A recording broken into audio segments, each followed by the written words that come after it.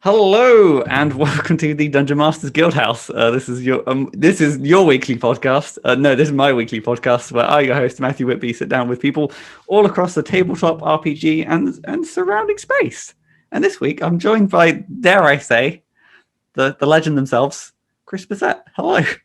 Hi, I don't know about legend, but in everything's relative terms. Yeah. I think I'm having a shit day today, so I'll take legend. Yeah, I'll take nice. What? Hopefully, over the course of the hour, we can. I don't know. I was about to say perk you up, but I don't know. I don't know if I was like, what I really need right now, a podcast. I just need to chat for an hour. It's on the up. I've put a huge amount of caffeine into me about 15 minutes ago, and it's gonna be better. Yeah, it's either that or it's gonna be a huge crash afterwards. But we flipped. There's always more caffeine. We flip the coin and we'll see which way it lands. Well, for the people listening, who perchance maybe they haven't heard of you, what are some of the things that you've been? I was about to say throwing out into the world, but that seems more kind of like nonchalant. No, that's accurate. That's accurate.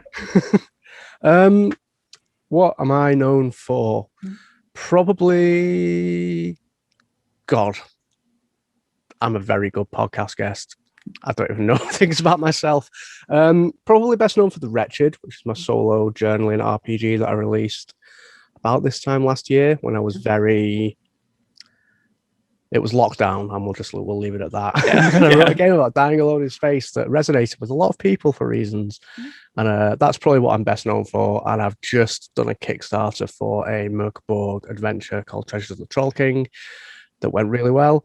People may have heard of that as well.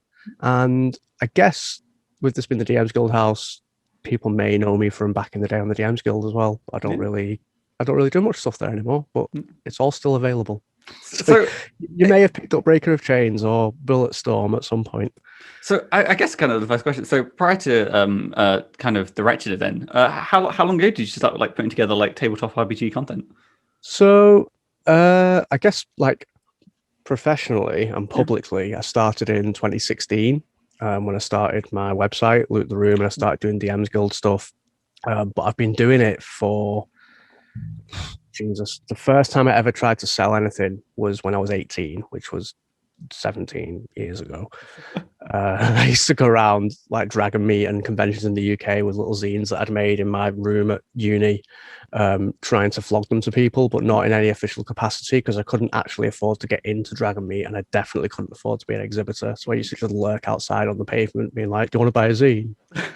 Nobody did. I was going to say, in terms of like that I feel like that should somewhat make like a resurgence in like conventions. Just like I got a trench coat, a bunch of like, like the guys at the end of a gig on the pavement selling dodgy t-shirts. I was that guy, but I had acne and RPG games and dodgy elf books. And like the late 90s, I used to send stuff to Dragon magazine, but I was a kid and they didn't buy any of it. So since 2016. Yeah, we'll glaze over that. No, sordid history.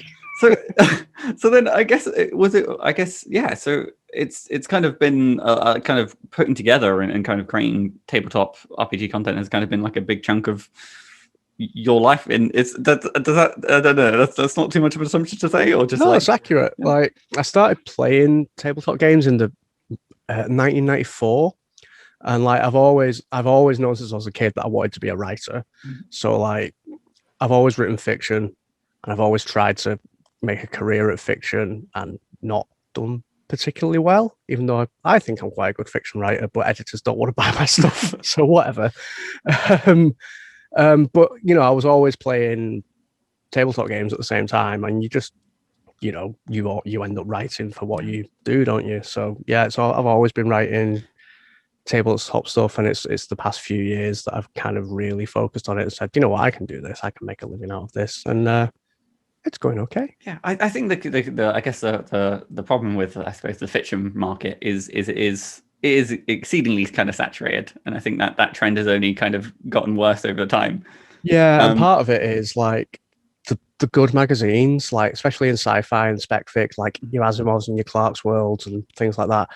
Every time you submit a story, they only buy Clark's World buy 12 stories a year. Yeah. And every time you submit a story, you're competing against the best writers in the world, It's just how it is. So and in fairness, you can I don't know, I can somewhat see like a similar trend within the like tabletop RPG community, because I don't want to call it like a resurgence because that feels like ignorant to say, but there just feels like there's so much more eyes in this, and I don't know whether this is a bias now that I'm more involved in like the community now that I'm seeing it more, but it just seems like there's so many new avenues that there weren't necessarily even like 5 years ago. It's way more popular. It's the most popular it's ever been at the moment. And I think with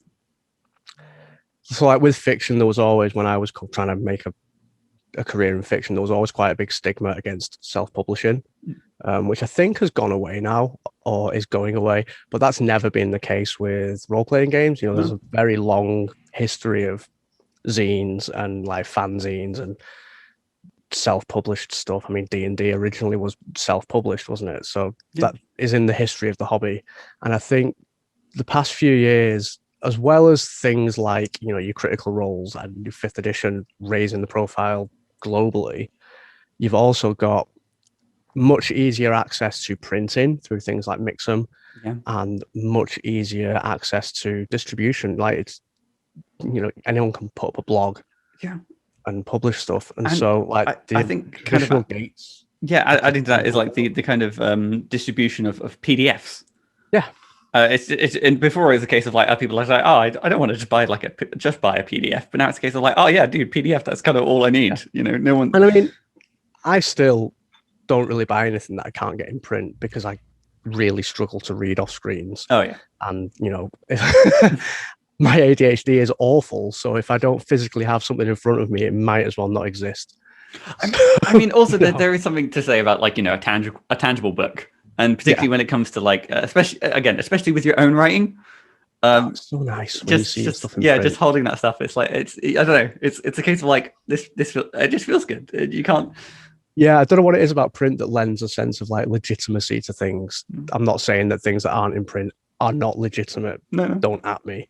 Just I think it there's kind a of sense makes sense of it. It's because even though like you can't hold a PDF, you know it takes up digital space, but something physical, tangible, you're like, this is I could this goes on a bookshelf. I can hold it. I can show this to my parents and say, look, be proud of me now.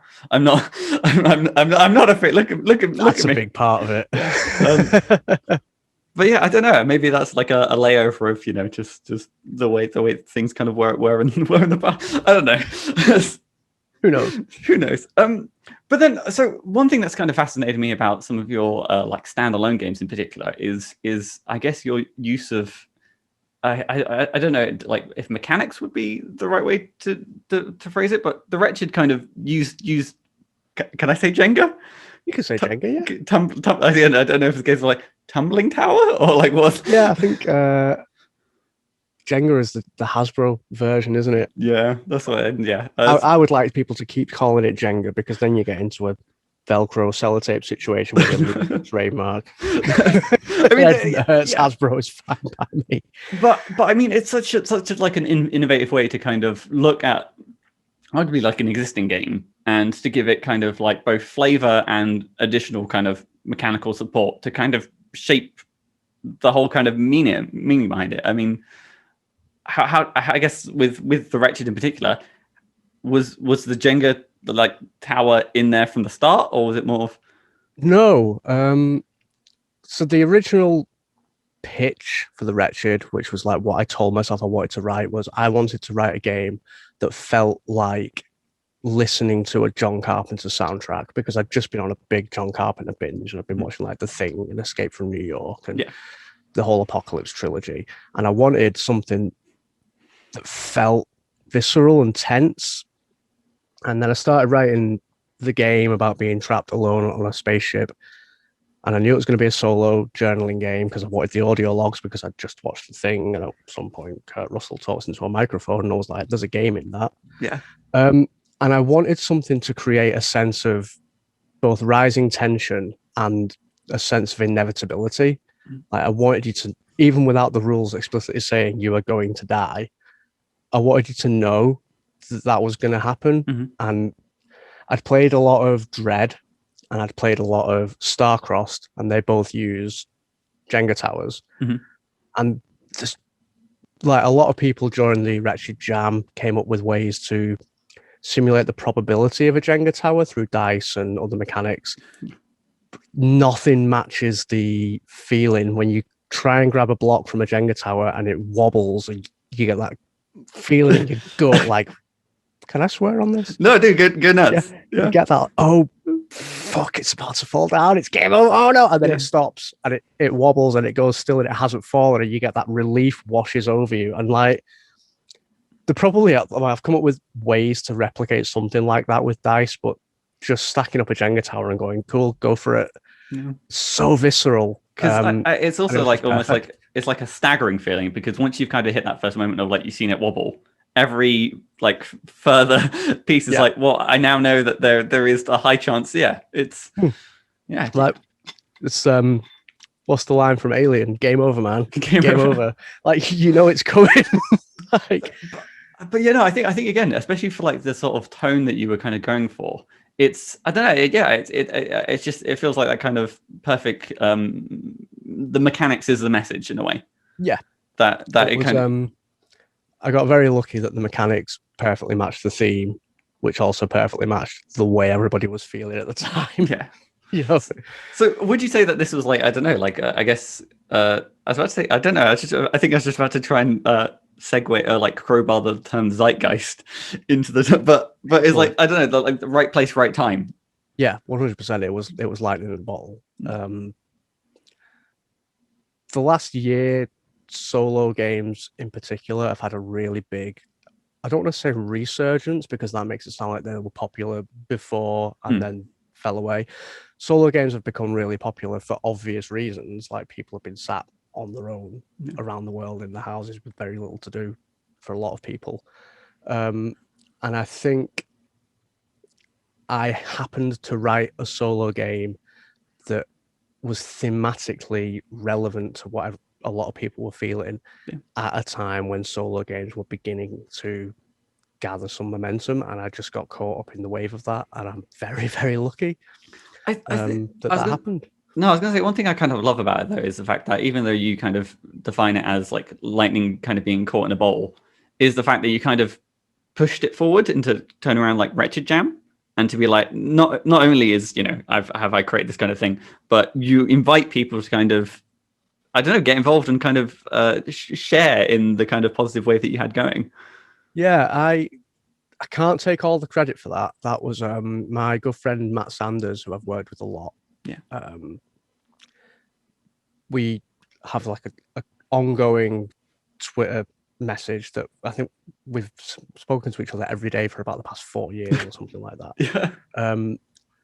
And with whatever one of us is working on, the other one is looking at and getting sent, you know, is this anything? How's this, etc. So when I was writing The Wretched, I was showing bits of it to Matt, and he had a game that he'd been wanting to write for a while, which turned into the sealed library. And he said to me, you know, the Wretched framework is perfect for this game that I want to write. Do you mind if I steal it off you? And I was like, go for it, whatever. And then he said that he'd been, in order to write a Wretched and Alone game, as we started to call them, he'd had to basically create an SRD for himself to figure out how the system worked. And then he said, well, we've got this document, why don't we publish it? And then he said, why don't we also do a game jam? So I can take very little credit for the Wretched Jam and for the SRD. That was all Matt pushing me, being like, this is really cool, I want to use it. If I want to use it, other people are going to want to use it. Let's let that happen. And he deserves basically 97% of the credit for that. But I guess, so do you know off the top of your head like how many actually games got submitted for a Wretched Game Jam? Wretched Alone Jam. I think we got 96 submissions. So many games. Yeah, so many games. And I think there's over 130 now. The fact that people are still making them is a year later, it astonishes me. It completely blows my mind.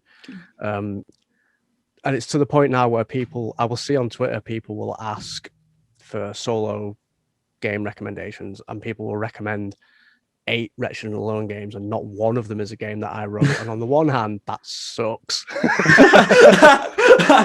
On the one hand, I'm like, but me, validate me. Yeah. But on the other hand, it's really cool because there's so many games that got made with that framework.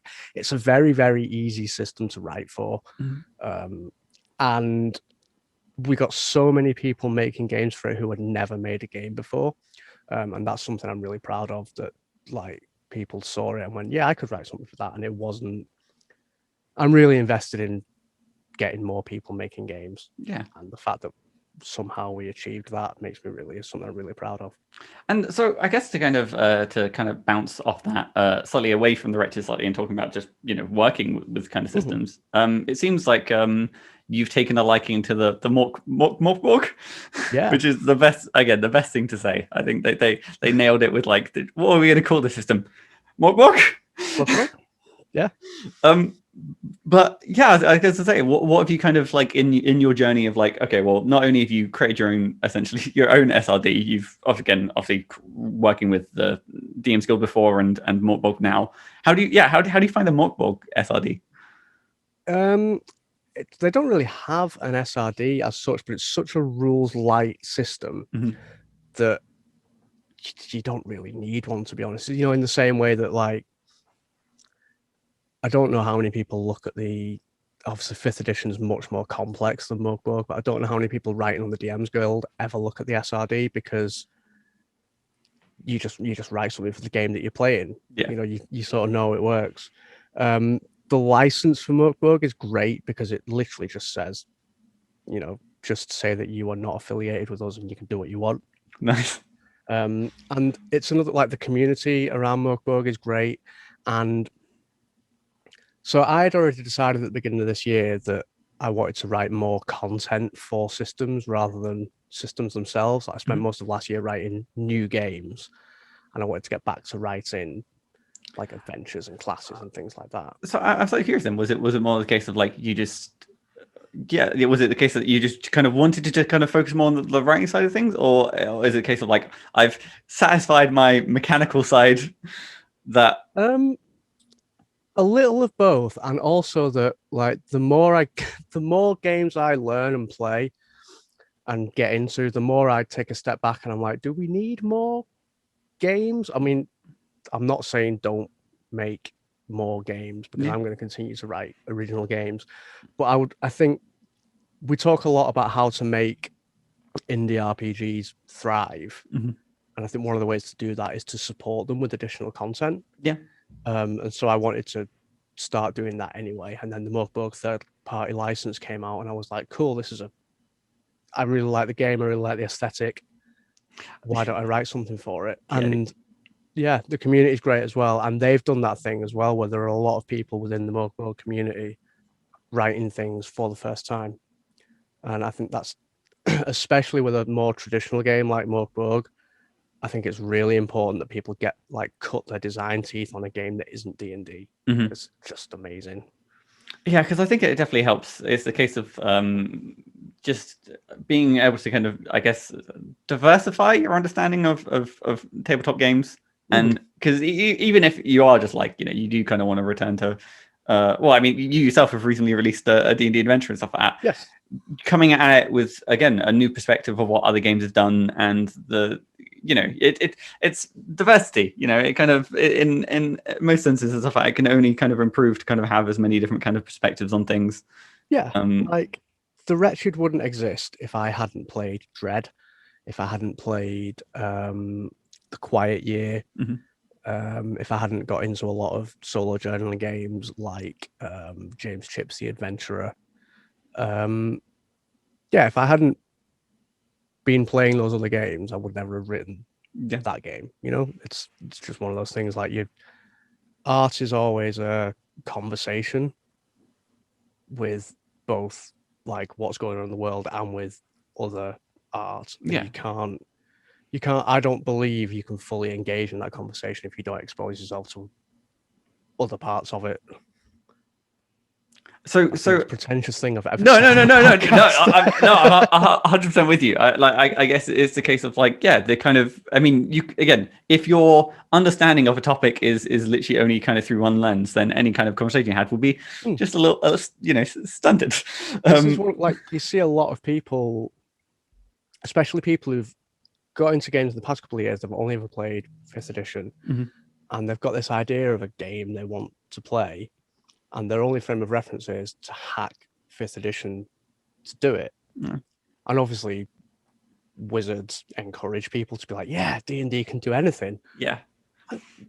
To an extent, it can. There becomes a point after you've hacked away so much of it that you're not playing 5th edition anymore, at which point, why not find one of the hundreds of indie games that does what you're trying to do? Like, if you want to run heists and, you know, you want to be thieves going on doing horrible crimes, play Blades in the Dark. You don't need to hack 5th edition to do it. No, I 100%. Again, you can the idea of like the D&D, at least 5th edition stealth system, is essentially like, oh, you've rolled a 20 stealth, you're not seen now. That's roll to succeed. Yeah, and and you can be like, okay, now let's add like a complex kind of, you know, 3-tiered, like, I don't know, like stealth system of like, no, just other games. They kind of have the kind of built in of. I fully get the desire to hack D&D because I've been doing it since 2nd edition. So I fully get the desire to do it. And I absolutely get people when people say, oh, I don't have the time to learn a new game. That's because D&D has taught you don't have the time to learn a new game. You know?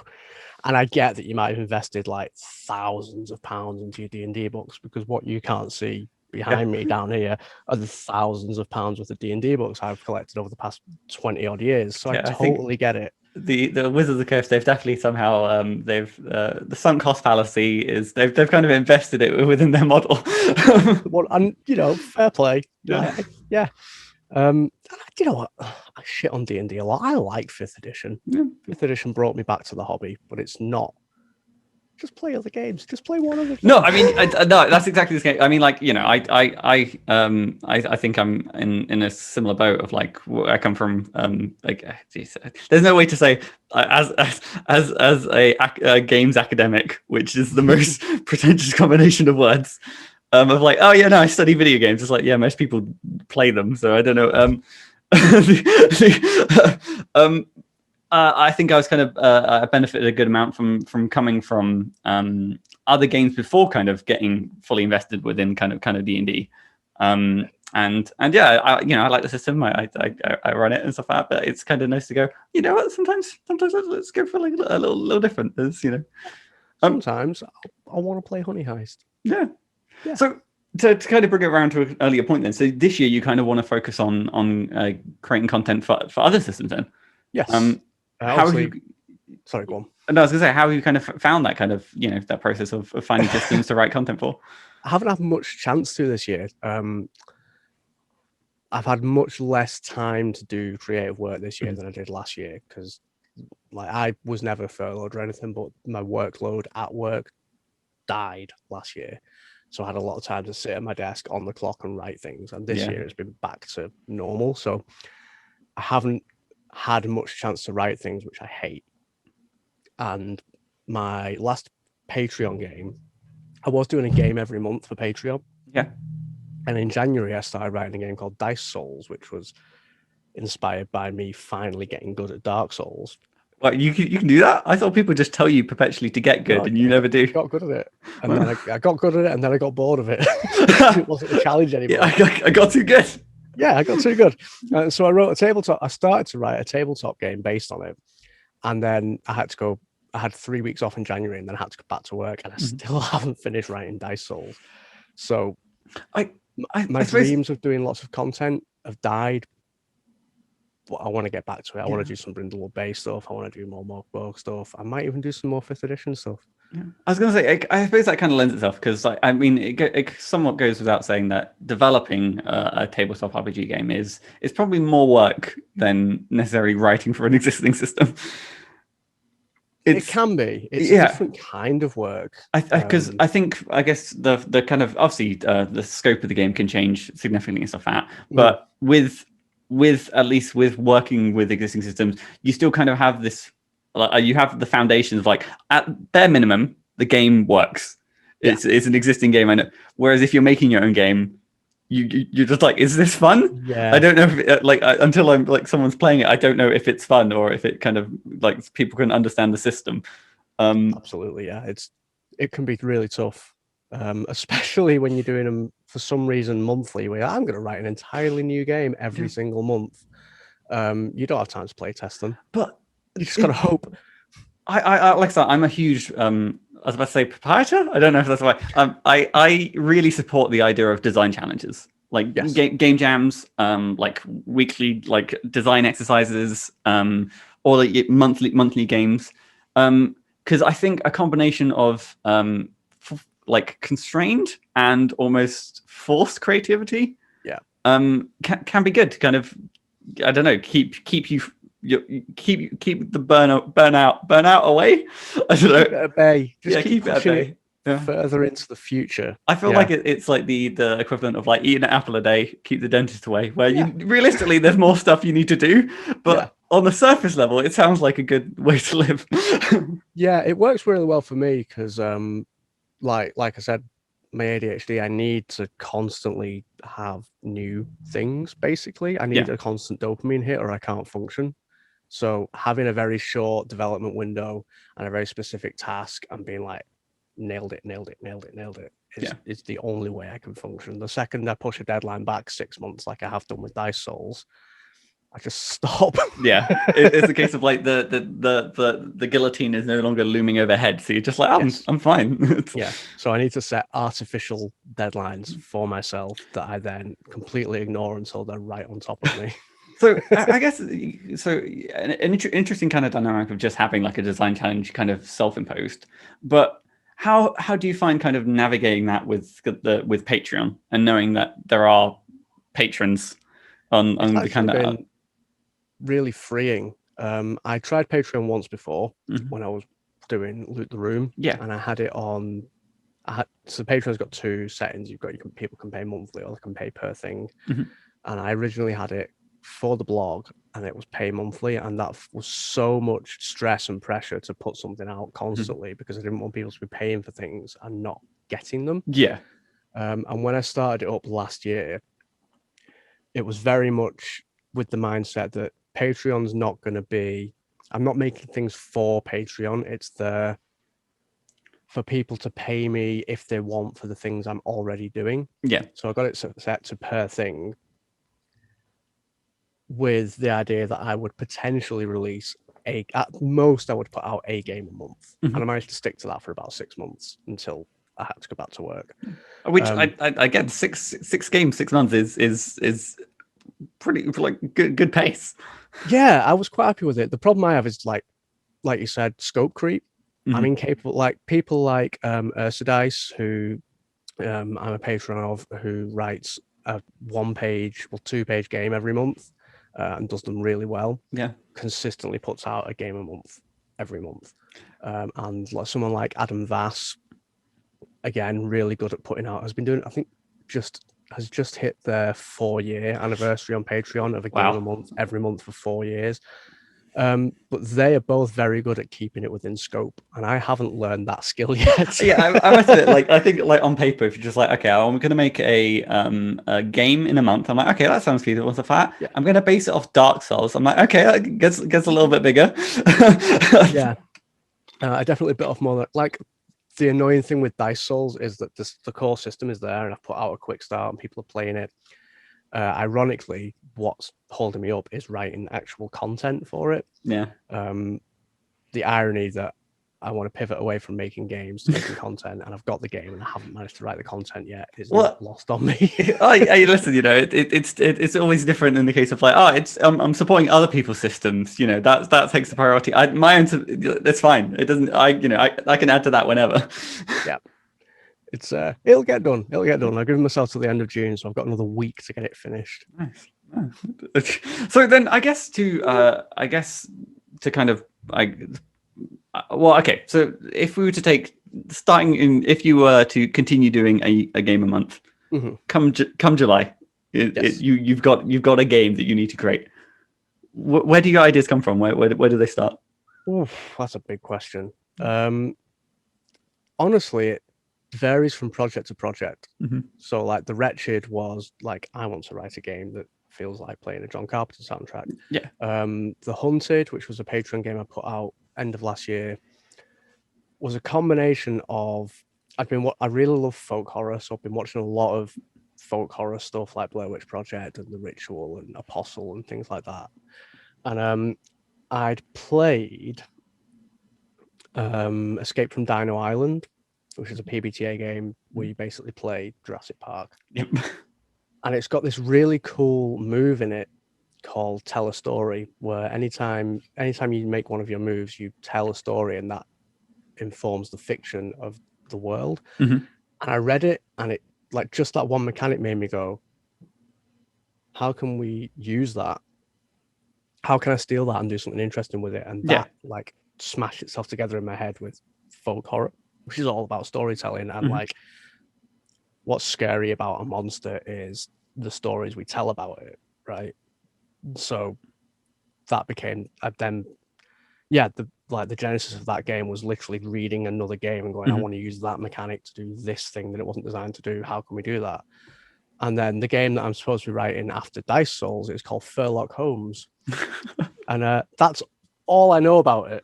All I know about it is that it's called Furlock Holmes. I mean, no, but I mean, interesting, because I think you touched like a really kind of interesting point, though, because like the question is you can definitely tackle like a design idea from 1,000 different ways, but I think the way in which you reach the idea can really kind of inform or shape design.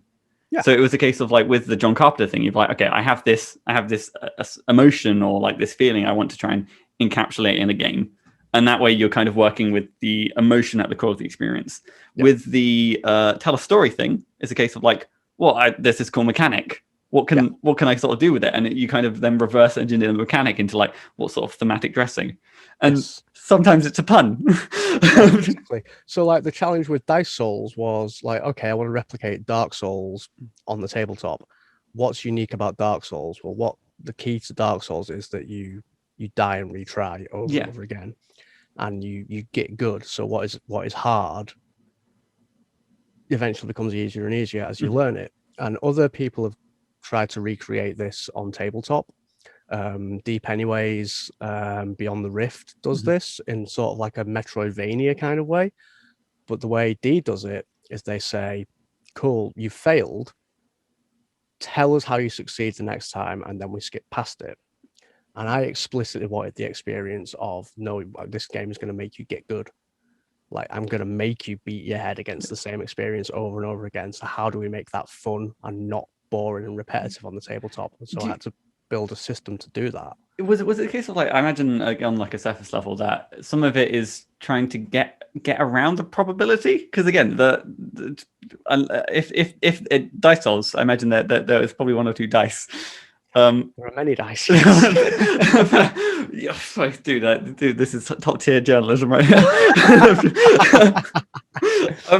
But yeah. So I mean, like, so how did you kind of like think of a case of like you want them to get good, but if chance is a factor, you sometimes So, gosh, this is where I realized that I can't remember how my own game works. The basic conceit is that every enemy has what's called a retry score. Every time you fight them and fail, that score gets lowered, and so they become easier to defeat until eventually that score hits 0, and at that point you can just narrate your way past them. And only the main, like, it's a 2-player game. You've got 1 GM and 1 player, and only the player rolls dice. So every time they fight an enemy, they're actively trying to kill the enemy. And then obviously the other big thing about Dark Souls is the bosses, and like these big memorable bosses that sort of change the gameplay a little bit. And so I wanted the bosses in Dice Souls to also be big and memorable, and to like flip the mechanics on their head a little bit. So bosses have a thing called, because in Dark Souls it's all about learning the boss's moveset, right? The first time you go to fight a boss, it annihilates you. But the third time you fight it, where you're like, cool, I know exactly, like, it's just pulled back. I know what it's going to do. I know how to avoid this attack. And so I built this thing into it called, it's very much a story game, called narrative telegraphing, where the GM reads a description of what the boss does, and then you narrate what you do in response to it. And there is like a right or wrong answer to the responses to what the bosses do, and either you get smashed into the floor or you don't. And you, rather than rolling to hit like you do with normal enemies, you're rolling to avoid with bosses. Yeah. And so the boss fights become a game of learning these telegraphed actions and the responses until you get back to them and you know what they're going to do, and you can literally just narrate the fight with your mate who's the GM, and you can just describe how you kick the shit out of this enormous boss without rolling any dice. So, kind of an interesting kind of question for that is: so how do you do? Isn't necessarily a point sometimes in some of these games where you know it's going to be a GM-less game, or a kind of I'm about to call it like a duet game, because I like the kind of, it makes it sound like, I am supposed to be writing solo play rules for Dice Souls as well, which I've just remembered about a week ago. Sorry if I'm just That's okay. It's one of those things where sometimes you work for a while to figure out what kind of game something's going to be. Yeah. And sometimes you just know. Yeah. Like with writing, sometimes you know that an idea is a novel, or an idea is a short story, or an idea is a poem, or whatever. The more games you read and play, and the more you design, the more like an idea will come to you, and you're like, cool, I know that this is a traditional 4 players, 1 GM game, or like, I know that this is a collaborative GM-less storytelling game. Like, you just know. I don't really know how. I guess so, like, not to put you on the spot, but Sherlock Holmes, Gut Instinct, GM-less game. Sherlock Holmes, Gut Instinct, not GM-less, possibly a Brindlewood Bay hack. Nice. Yeah. Mainly because Brindlewood Bay has the best mechanic for solving mysteries in tabletop games that I've ever encountered, and I want to steal it. Yeah. So yeah, I know. I was reading through the Brindlewood Bay rules recently, and yeah, it's kind of I don't know. It's I guess because, again, so in working so much for a 5e system and stuff like that, and writing adventures and that content, I do struggle to give up control in that idea of like, this is the story. I'm telling the story, and Brindlewood Bay is very much like, who knows what the story's going to be? There's literally every different clue. One week it could be, the butler did it, or other times it could be some eldritch horror. I love that there's no right answer to it. Yeah. Because I can't remember what the GM, the facilitator, is called in Brindlewood Bay. But you just get to sit back and watch chaos happen. And then the players will roll some dice, and you get to go, yeah, you were right, congratulations, you solved it. Or you get to go, oh no, that's not right, you're going to need to try again. Yeah. It's really satisfying. Yeah, I think there definitely is like I do like the fact that games that allow for more like collaborative storytelling, in like the more kind of ruleless storytelling almost, kind of still within the scope of the experience, but the case of like, tell me what happens, and it's a case of like, oh well, dude, this is yes and improv. I like to think of them more as I'm definitely more in the camp of like, game rules are there to facilitate play rather than to dictate play, if that makes sense. Yeah. Well, no, I mean, like, it's another case of like, the rule 3 says have fun, and it's a case of like, no, that should be, should be innate. If a rule doesn't necessarily facilitate the fun, shift it slightly. Like, we naturally know how to play. Like, children play without rules all day, every day. It's only when we get older that we kind of forget how to play, and we need to write rule sets to give us permission to imagine and have fun. I mean, as a child, I think I probably would appreciate a rule set, because one of my friends would always have a shield that could block my bullets. And I said, even though I was going to say, I had a gun that could burst shields. I told him that I did it, and he had a bigger shield. I don't know what it was. There's got to be a game in there somewhere, a game that somehow captures that kind of childhood of like, no, I've got a shield. Maybe I'll have to write that next. Maybe that could be like, was it August game? Yeah, maybe. So I am hoping to be able to get back to. I'm hoping to be able to go full-time games writing in the next like 6 months. and then I can get back to doing monthly games because I really enjoy doing them. And it's just the day job that stops me doing that. Yeah, real life rears its ugly head, and Goddamn responsibilities. God, jeez, can't I just be like some sort of wood hermit writing RPGs? No, Jeez. that's the dream. So speaking about I was supposed to say, speaking about wood hermits, I meant more speaking about your kind of creative process. As you're kind of like sitting down and then creating anything, what would you say is like your favorite and least favorite part of that kind of overall process? The flippant answer is my favorite part is the moment when it's done. Nice. I really love, my absolute favorite part is the part in between, like, how to describe it? I guess that initial, I'm making notes about what this idea is and turning it into a game, like the initial excitement of an idea. Yeah. Is my favorite part, and I try and hold on to that for as long as I can throughout a project, which is why I tend to work very quickly, because the second that excitement dries up is when it starts to feel like work. I suppose you have to maintain that honeymoon period. Yeah. So it's my favorite part of projects is that initial excitement and then finding other things to be excited about while writing it. Yeah. And I guess my least favorite part is when I can't find that thing to latch onto and I just kind of have to grind it out. The bit where it feels like work is the bit that I like the least. I think, in fairness, because I think it's easy to kind of fall into that, because as you're kind of filling out a kind of design, sometimes you can kind of leave yourself design challenges to solve, and sometimes that's that's part of the process, which is kind of fun. Yes. Sometimes you've reached a point where everything is solved, and it is the case of like, okay, I've decided to put a D10 table here. I've got 7 ideas. Yeah. Ooh, where do I go from? Or like, in worst cases, like, why D100? Why D100? Why D100? Yeah. There's a really good examples of that with my own work is like The Hunted. I had the tell a story mechanic and I knew that every time you told a story, you were going to define something about the thing that's hunting the player characters, and that the GM was going to use that in the final act of the game to actually make the creature or the hunter appear on screen. Yeah. I had no idea how that was going to work. So I wrote the game around that space, and it was like that was the last bit that I plugged in, and I left that design challenge because that made the rest of the writing really easy, because the whole time I was writing, I was excited to get to this bit that I didn't know the answer for yet. Yeah. And so that project came together like really quickly. Interesting. Yeah, I sometimes I think there is the guidance to be like, don't solve it immediately, to try and keep that kind of like that phase going of like, okay, I know it's going to be a problem, and I know it's kind of almost core to the experience, and leaving it to like the last minute to be like, okay, well, let's hope it all comes together.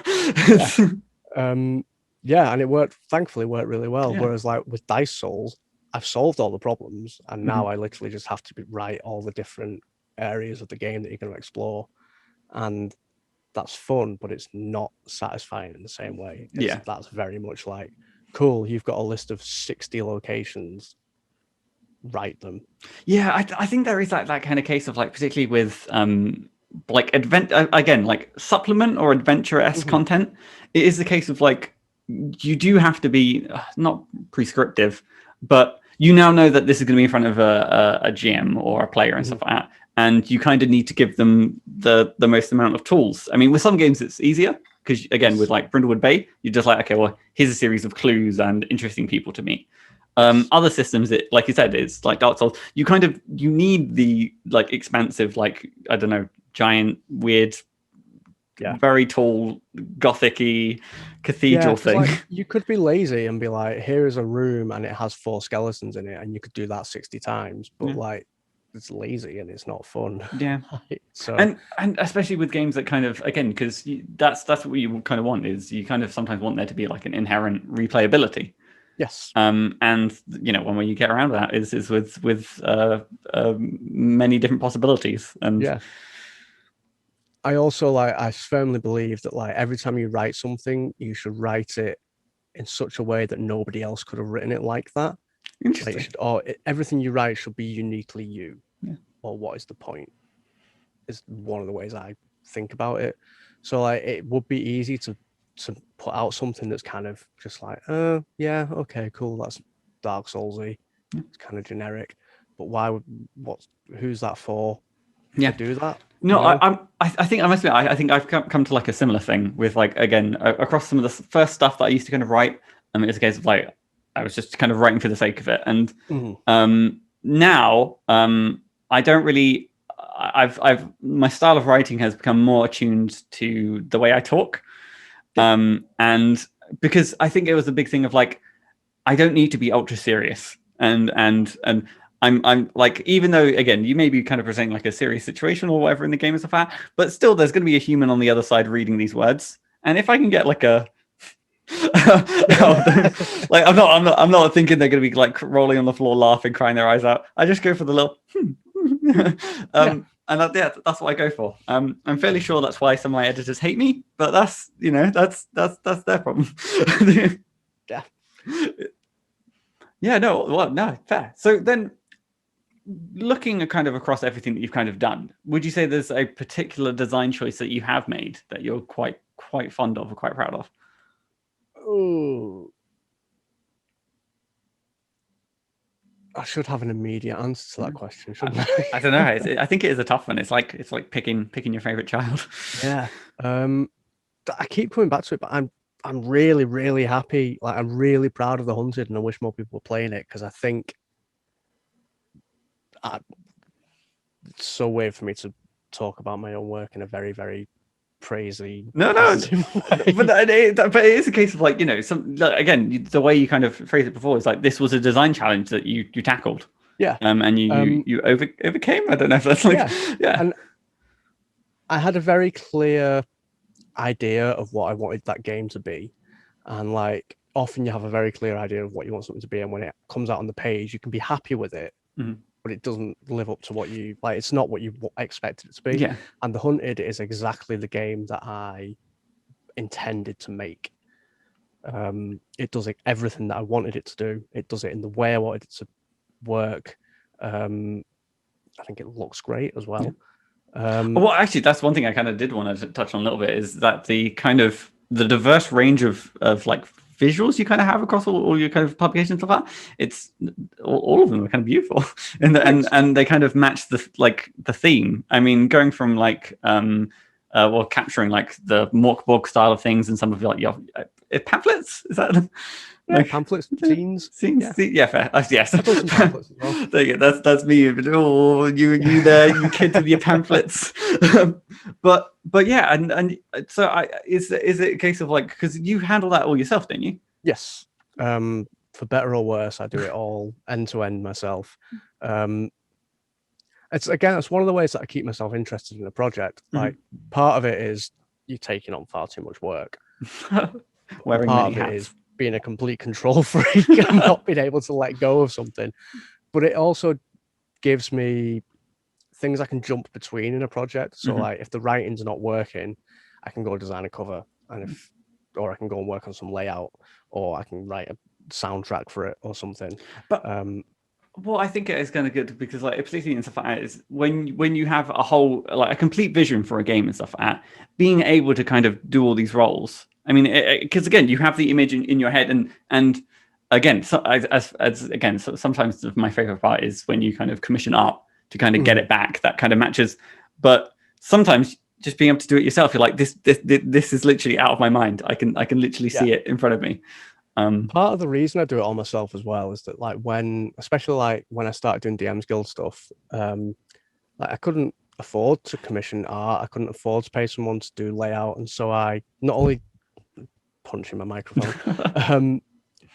I had to learn to do that stuff myself, and through learning to do it myself and doing my first handful of projects that way myself, it basically became part of my workflow that I do it myself, and so it just became a habit to do it all myself, and then it became, I guess, part of the brand or whatever. So now I'm almost stuck doing it. But I'm so impulsive with the stuff I work on as well, and I work so quickly with a lot of stuff that there often isn't time to commission art for things. Like, I've got a few things coming up this year, either this year or early next year, that I have commissioned art for. and that art is slowly coming in now. And it's been really hard to learn to work on a project over a year and a half. I think that's the kind of the downside of collaborative projects for all the good they are. Like, again, I love them, but I don't know if it's a case of like what I think I'm on like I think I can name like 5 projects that I finished writing and working for probably about like 7-8 months ago, and it's the case of like my innate thing of like I've done it. I want to throw it out there. I want to get in front of people. Like you kind of balance like I can't. It's not done. Like it also didn't help that. So one of the first things that I commissioned artwork for was a book I was working on for the DMsGuild before I kind of took a year off and stopped doing DMsGuild stuff, which was called Shopkeeps of Waterdeep. Ooh. It was when Dungeon of the Mad Mage was coming out and Waterdeep Dragon Heist. So that's a few years ago now. And Matt and I wrote this book of like shopkeeps and trinkets and locations within Waterdeep. And I paid an artist for some cover art that I was really excited about. And it was the first time I'd commissioned artwork. And then he just disappeared off the face of the planet. And obviously, like, you can't let one bad experience sour you on the whole thing. But at the time, I think I paid him $250. And at the time, that was a huge amount of money for me. Yeah. And I never really recovered from that. No, I know what you mean. Like, again, even though like it's you can't let a bad experience like sour, but when it's your first experience, you have no other frame of reference. Yeah, and like I got some internal artwork done for that book, and I got the artwork back, and it's amazing. It's some of the best artwork I've ever commissioned. Unfortunately, the artist, and I'm not going to say who it was, is like persona non grata now.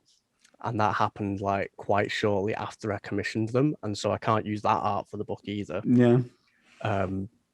It's a real shit show of an experience. So I guess what our lesson for this takeaway is just like don't work alone and just churn it out. Just just don't wait. Just don't trust other people. Yeah. Like, only trust the artwork I've been getting back for the past few. Like I commissioned artwork for Troll King off Johan, who does Mugborg. Wow. And I've commissioned art for my Troika book that's coming up, and like it's amazing, and the experience of working with people has been amazing. There you go. You know Law Evans, don't you? Yeah. Law did the logo for the Wretched, and they did monsters for Scare School, which came up out last year. I was going to say working with them has been amazing. Their work's great. So I'm slowly getting back to working with artists again. No, I was going to say I know that Law did some work with Alex Klippinger and some of Dog. Yeah, just I don't know. It scares me how like the monstrosities that Law can conjure up. And it's been great, like watching their work like just continue to improve as well. It's really cool. I love watching friends like succeed and become even better at things they're already good at. So I mean, that's the thing is, having artistic friends is always. I was gonna say, if you can make an artistic friend do, that's kind of like the capitalist hat. Get free work out your friends. No, don't do that. No, don't do that. Jeez, ask their rates and then pay them more than their rates. Yeah, politely. Yeah, decline any discounts. Yes. But on top, traumatic artistic experiences aside, and the more positive ones on the other end of the spectrum, across everything that you've kind of done, would you say there's been one particular lesson that maybe you wish you could have learned sooner? There's a lesson that I continue saying I've learned and then demonstrating to myself that I haven't learned. Which is to not take on too much stuff at once and not let myself burn out. And I am getting better and better at managing that. But I still have a habit of saying yes to everything and then getting to the time that all the deadlines are due and being like, oh, fuck. Yeah. I think the lesson I'm learning at the moment is to be I love doing freelance work, but I'm learning that it comes at the expense of being able to do your own work. Yeah. And so I'm having to learn now to be very choosy about which projects I say yes to, even when it's like I've had a few offers recently. It's one of those things where offers always seem to come at once. Yeah. And I've had a few offers from people whose work I really respect on projects that I'm really excited about, would really love to work with them on, where I've had to be like, I don't have time to do this. I'm sorry. And it sucks to do it, but you need to be able to, you can't take on too much because you physically can't do it all. I think it's kind of, you need to kind of eventually establish boundaries on the balance of things. Yeah. You're no good to anybody, yourself especially included, if you burn yourself out. Yeah. And so you need to give yourself time to do the work that you want to do. And like, if someone wants to work with you and you want to work with them, like at some point it will happen. It doesn't have to be right now, you know? I think what's kind of interesting is like being on the both sides of the table, to like, you know, when you've been like, I've got this really cool idea, I'm going to approach someone and they're like, oh, I'm sorry, I'm really busy. You're like, oh, that's all right, and then you kind of get on with it. But when you're on the other side being asked to join, you're like, oh no, I can't. If I say no, they're never going to ask me again. They're going to hate me. They're going to hate this. No, it's like, and you know, because you were on the other side, it's like, oh, I'll just wait till they're free next time, and you know, I'll ask them further in advance, or you know, what have you. But exactly. It's a case of like, you're just I think humans are innately hypocritical. Very much so, yeah. You only know what's inside your own head, and so you always project your own thoughts onto other people. I mean, even then, I don't only think the bad ones. I was like, even then, I don't think I fully know what's going on. Like, I'm barely functional most of the time. Yeah, it's a crapshoot. But no, I think it is a good amount of like FOMO, of like fear of missing out, and I think, although I don't know, it definitely sounds like that is something like that's I don't want to say an issue, but like it's something that gets easier with time, particularly as you kind of develop yourself more as like a creative. It's just a learning curve, and like learning how to manage your own workload, and like just understanding that you can't do everything, so you should just do the things that you really want to do. And you know, if you obviously sometimes you're in a position where you have to pay bills, that changes what your priorities are. So it's just a matter of knowing what your priorities are and focusing on them. Otherwise, you end up as a wood hermit. As a wood hermit, yeah. Which, I mean, you know, again, I don't want to yuck anyone's yum if there, you know, any wood hermits are out there. I would genuinely love to live in a cave in the middle of nowhere with a laptop and a notebook and not be bothered by anybody. It would be my dream existence. Unfortunately, I think I've looked recently, but caves, the prices are going up in recent years. I mean, it's just the inevitable result of the BBC moving north, isn't it? You just can't get a cave. Yeah, just can't. Dude, my parents, they had like 3 caves by my age. So you kind of talking about like collaborations in the least smooth segue possible. You kind of working kind of with the community as a whole.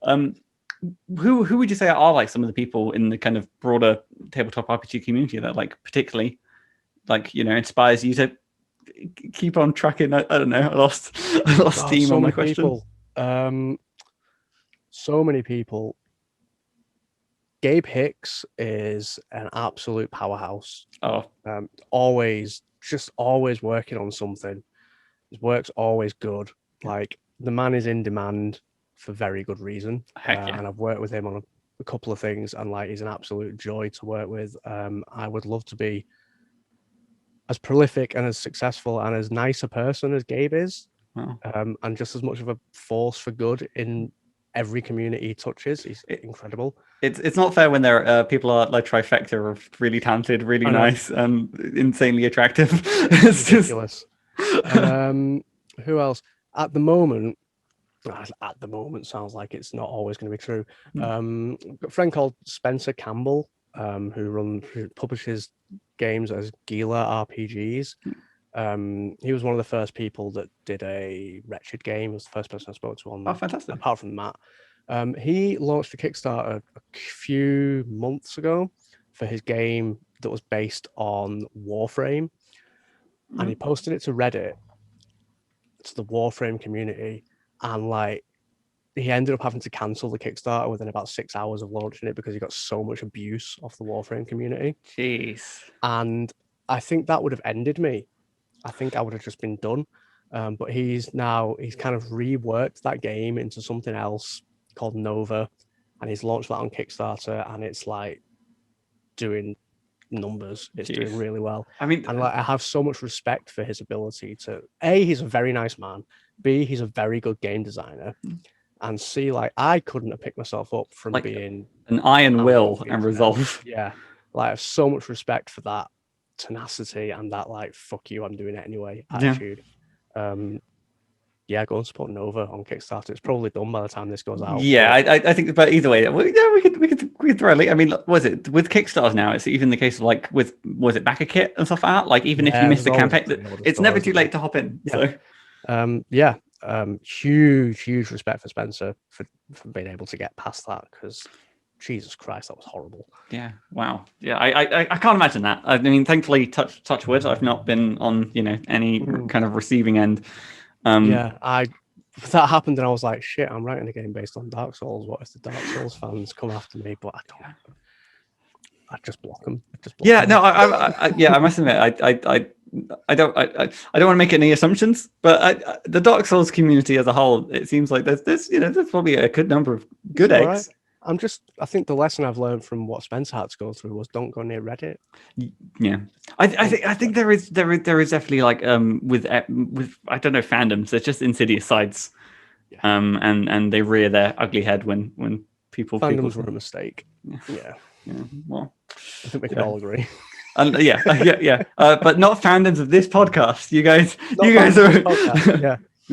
But until you reach a cultivative mass, at which point you will become problematic. At that point, you will have been a mistake. Yeah. So So Chris, I'm going to need you to hold me on the straight and narrow. If